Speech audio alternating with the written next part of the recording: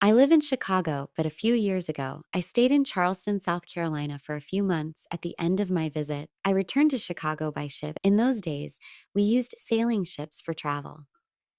It took about a week for a sailing ship to sail from Charleston to Chicago. Sometimes, when the weather was favorable, the journey took 5 days if there was little wind, and we had to wait for good tide.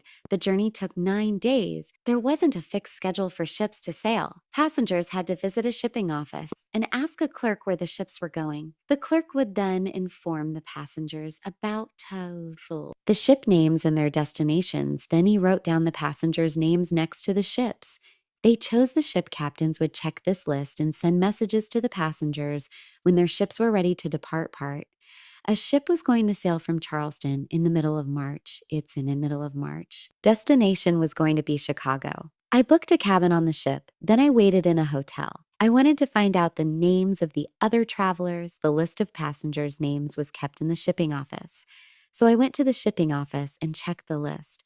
There was one name on the list that I knew. Howard Brown. Howard and I studied together at the same university a few months earlier. I had heard news about Howard Brown. A friend in New York wrote me a letter. Howard had married a beautiful and charming young woman. I wanted to meet Mrs. Brown. I had never seen her. Why were Howard and his wife I were seen in Charleston. Howard was an artist. He painted pictures. He also bought and sold paintings. Vintage paintings were worth a lot of money in Chicago. Was that the answer to my question? Maybe Howard had found an expensive painting in Charleston.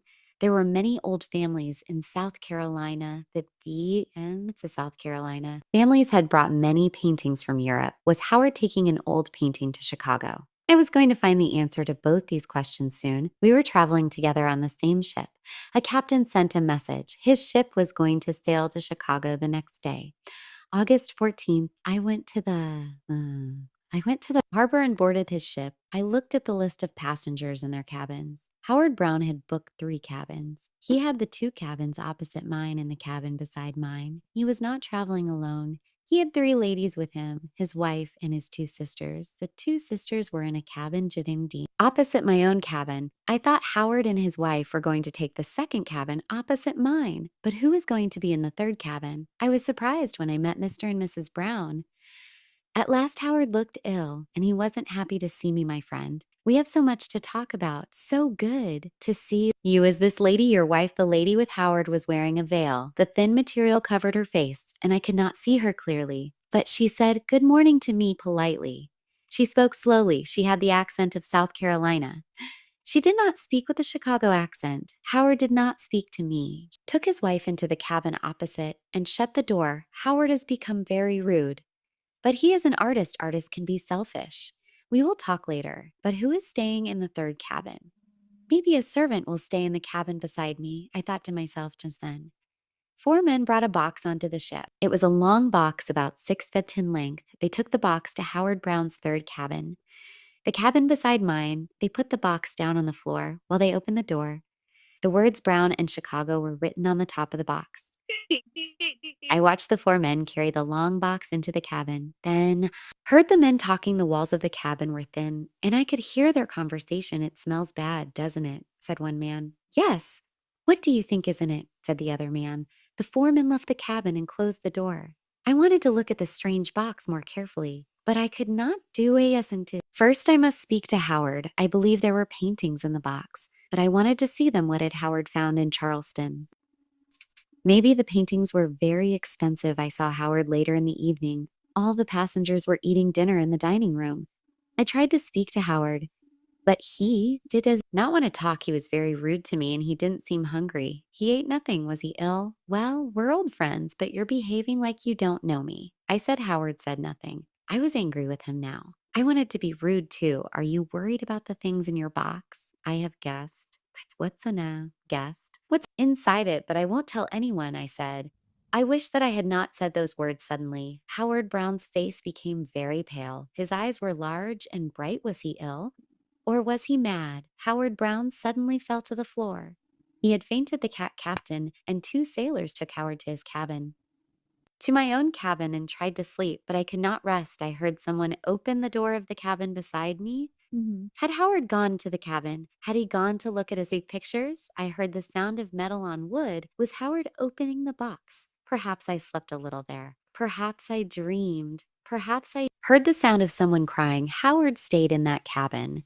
He did not come out. Food was taken to him, but he did not eat it.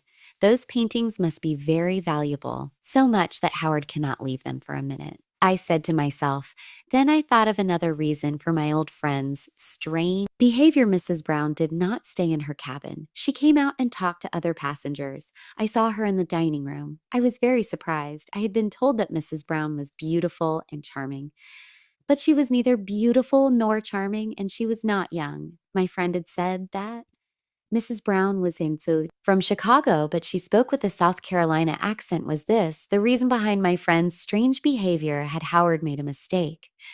Had he married the wrong woman? Was he sad and upset about this? Then something happened, and I forgot Howard Brown's secrets. A few days after we left Charleston, the Earl of left Charleston, was a storm. The wind blew, and the waves grew taller and taller. It was a very bad storm. The wind was very strong. It blew all night. The ship moved from one side to another. It almost turned over. The captain could no longer steer the ship, and it went towards the shore. The ship hit some of the giant rocks on the coastline, and it began to sink. Soon the seawater reached into the cabins. We'll quickly leave the ship, go to the small boats. Do not stop to take anything with you, the captain shouted to everyone.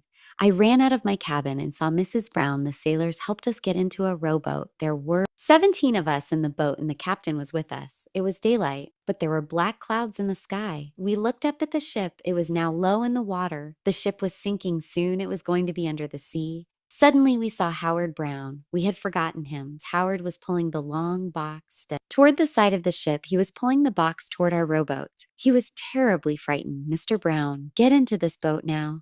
The ship is sinking, shouted the captain. I cannot leave my box. I must get into the boat with my box, Howard replied. No, we can only take you. You cannot bring your box quick. Get into the boat. The ship is sinking, shouted the captain.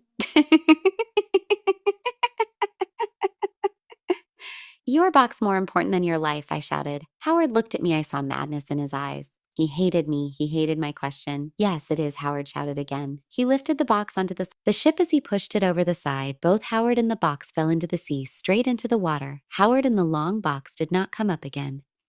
Move the boat away from the ship, shouted the captain. We pulled the rowboat away from the sinking ship. In just a few minutes, the ship had sunk beneath the sea. The wind blew our rowboat to the shore at last. We were safe. A week later, I met the captain again. We talked about the storm and our escape from the sinking ship. We also talked about Howard and the long box. It was a mistake to bring that box onto the ship. The box to the ship brought bad luck to the ship. I didn't want to take the box, the captain said. What was inside the box? I asked. The body of Mr. Brown's dead wife. The captain replied, Mr. Brown's wife died suddenly on August 13th. She died in Charlon one day. Before we sailed, Mr. Brown had to return to Chicago, and he wanted to take his dead wife's body with them. None of the other captains wanted to carry a dead body on their ships. Some people believe that it is bad luck to keep a dead person on a ship. But Mr. Brown asked me again and again.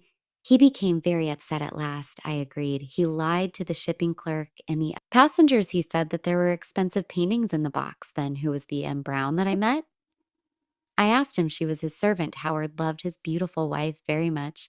Only I knew the truth, said the captain.